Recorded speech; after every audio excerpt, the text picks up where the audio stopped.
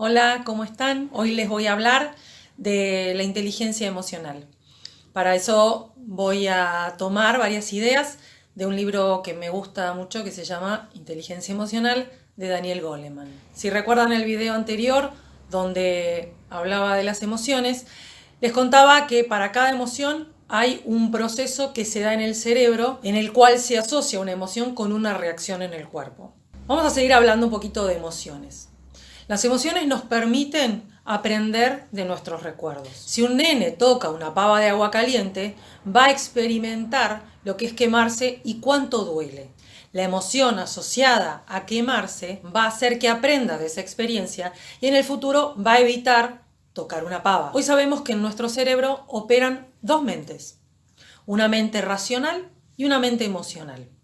La racional es la vinculada a pensamientos lógicos y analíticos. Es un proceso del que somos conscientes.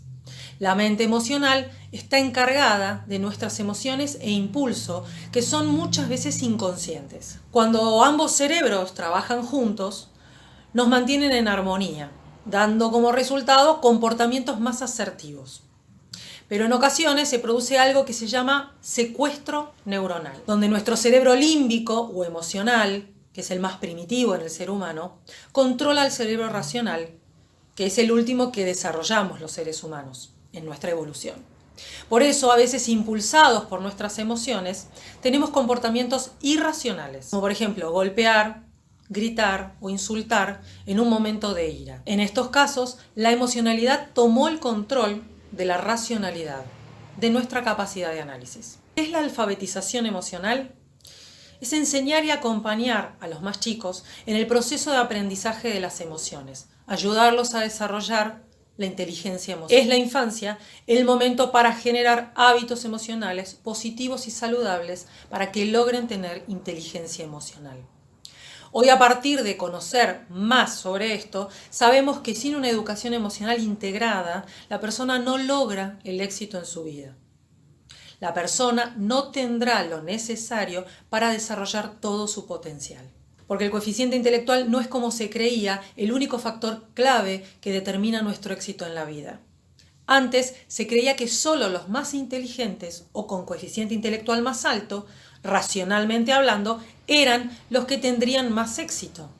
Hoy se sabe que más importante que el coeficiente intelectual es la inteligencia emocional. El coeficiente intelectual aporta solo el 20% de los factores que conducen al éxito. Y cuando hablo de éxito, es en el ámbito que se les ocurra. Trabajo, amor, familia, amistad. Nuestra inteligencia emocional, nuestras habilidades para manejar nuestras emociones es la clave de este éxito. Los niños que crecen rodeados de adultos que tienen alta inteligencia emocional desarrollan inteligencia emocional. Esto fue confirmado por un estudio que demuestra que los hijos de padres emocionalmente inteligentes son más efectivos en regular sus emociones, tienen menos niveles de estrés, conectan mejor con los otros y están mejor adaptados. Si bien la inteligencia emocional puede aprenderse, lo ideal es que los niños sean educados desde pequeños en desarrollarla, ya que no van a sufrir el choque entre lo aprendido en la infancia y el nuevo paradigma. Hay estudios que indican cómo reaccionan las células cuando pensamos, sentimos o soñamos. Vimos esto en la charla anterior, cuando hablamos de las conexiones neuronales y cómo podemos modificarlas a partir de hacer conscientes las emociones. Haciendo esto podemos lograr que racional y progresivamente, a partir de cambiar este patrón en donde una reacción está asociada a una emoción, podamos modificar ese comportamiento. Goleman en su libro nos invita a estar atentos a nuestros estados de ánimo como primer paso para poder controlarlos. El libro comienza con una frase de Aristóteles que dice: cualquiera puede enfadarse, eso es algo muy sencillo. Pero enfadarse con la persona adecuada, en el grado exacto, en el momento oportuno, con el propósito justo y del modo correcto, eso ciertamente no resulta sencillo. Los estudios demuestran que las personas que son menos conscientes de sus emociones son más propensas a utilizar sustancias adictivas como el alcohol o las drogas, porque las necesitan para cambiar estados emocionales. Esto hace que generen una dependencia a diferentes sustancias para poder controlar las emociones y a veces para poder descontrolarlas. Goleman dice que para desarrollar la inteligencia emocional hay 5 pilares fundamentales. El primero es entender nuestras emociones, reconocerlas, ser conscientes de nuestro estado de ánimo. El segundo pilar es poder manejar nuestras emociones, tener comportamientos asertivos cuando una emoción emerge. El tercer pilar es la motivación, es la capacidad de estar motivado y persistir en las acciones a pesar de no lograr los resultados deseados a corto plazo o inmediatamente. La motivación también está vinculada a la capacidad de evitar la gratificación inmediata. Un berrinche es un ejemplo muy claro de alguien que no obtiene gratificación inmediata y no tiene dominio sobre su inteligencia emocional. El cuarto pilar es la empatía. Es la capacidad para identificar las emociones de los otros, reaccionar ante las emociones del otro sin pasarlas por nuestro filtro del cerebro racional, nos aleja de la empatía. La falta de empatía afecta nuestra capacidad de comunicación efectiva con el otro. No nos permite poder ver los puntos de vista del otro. Este pilar es fundamental para quienes quieren desarrollar capacidades de liderazgo. El quinto pilar es aprender a administrar tus relaciones con los demás. Es poder lidiar con las emociones del otro. Que lo que el otro está sintiendo no te desestabilice al punto de entrar en conflicto a causa de lo que el otro está sintiendo. Este es otro de los pilares fundamentales para el liderazgo y para conseguir la eficacia interpersonal. Ahora vamos a hablar de las emociones que necesitamos aprender a controlar porque afectan negativamente nuestras vidas y vamos a ver algunos tips para tratar de controlarlas. La primera emoción que tenemos que aprender a controlar es la ira, el enojo.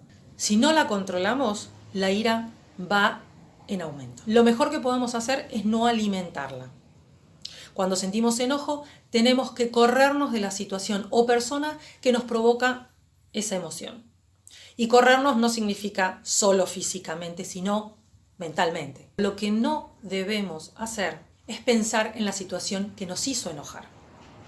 Si es una persona, es mejor alejarnos de esa persona temporalmente. Cuanto más pensemos en eso que nos enoja, más razones vamos a tener para seguir enojados. Obviamente no podemos evitar enojarnos. Es normal enojarse de vez en cuando, pero no tiene que volverse algo recurrente.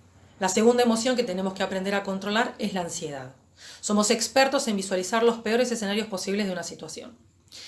Nos preocupamos por cosas que probablemente no sucedan y esto nos pone en un estado de ansiedad muy nocivo para nuestras mentes y para nuestros cuerpos. Algo que nos puede ayudar es preguntarte qué es lo peor que podría pasar en esa situación. Y vas a ver que en la mayoría de los casos las consecuencias no serían tan graves como nos estamos imaginando. Las personas que sufren de ansiedad tienen el doble de posibilidades de contraer una enfermedad. La tercera emoción que tenemos que evitar es la depresión. Esta emoción también nos predispone a imaginar las peores cosas y además nos sumerge en la idea de que no tenemos el control y somos víctimas del afuera. Que en el lugar de víctima yo no tengo el control, otro o el afuera lo tiene. Hacerse cargo y tomar el control es demasiado difícil y conlleva esfuerzo mental y psicológico. Por lo tanto, el lugar de víctima es más fácil y cómodo.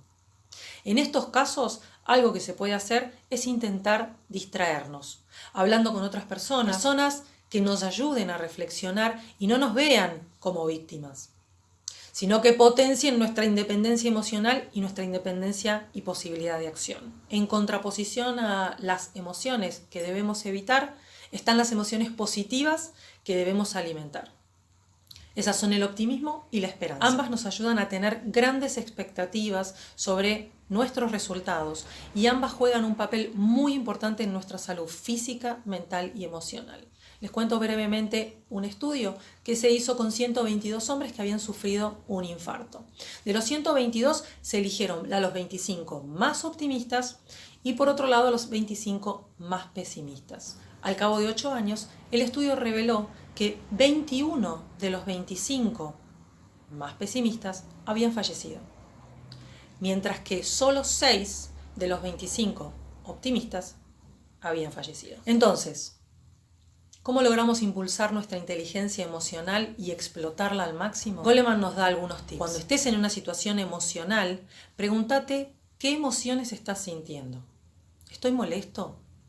¿Estoy enojado? ¿Estoy decepcionado? ¿Frustrado? Identifica la emoción Y cuando lo hayas hecho, pregúntate qué es lo que está causando esa emoción. Racionalizala. Cuando estés en una situación emocional con otra persona, intenta entender las emociones del otro.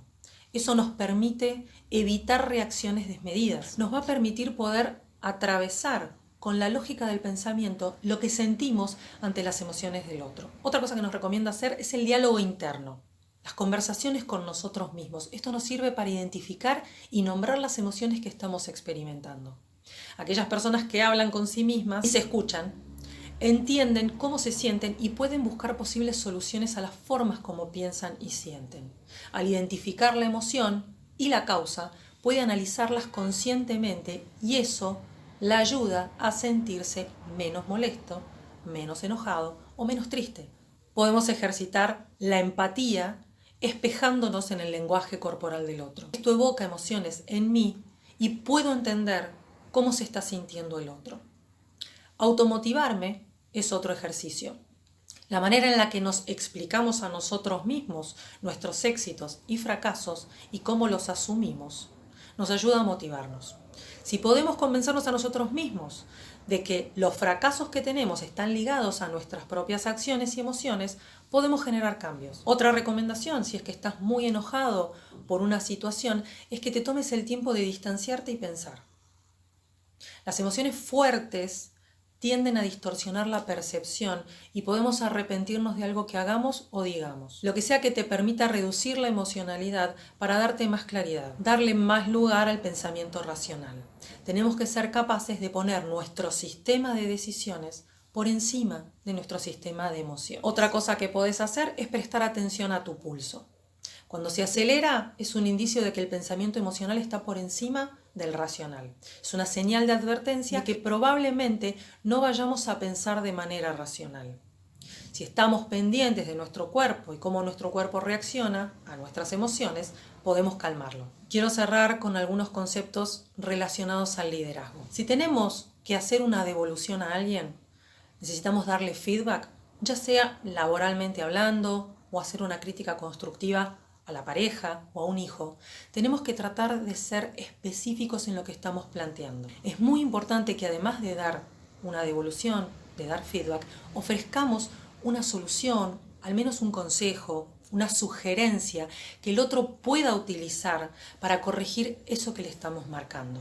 Para dar feedback, lo ideal es primero mencionarle a la persona aquellas cosas que le reconocemos que hizo bien. No nos centramos solamente en los aspectos negativos que el otro tiene que corregir. Estar primero consciente de lo que el otro hizo bien pone a mi cerebro pensante en un lugar menos emocional. Cuando vayas a dar una devolución a alguien, asegúrate siempre de ser específico y constructivo en lo que digas y hagas. La crítica no debiera nunca ser destructiva. Dos principios para mí fundamentales del concepto de liderazgo son: primero es que un buen líder felicita en público y corrige en privado.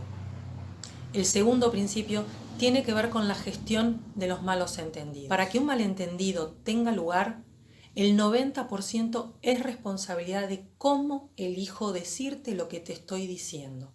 Y solo el 10% corresponde a lo que te estoy diciendo. Esto significa que la causa de que no nos entendamos es el modo que elijo para decirte lo que quiero decirte y no lo que te estoy diciendo. Y para cerrar, quiero poner el acento del liderazgo en la escucha empática.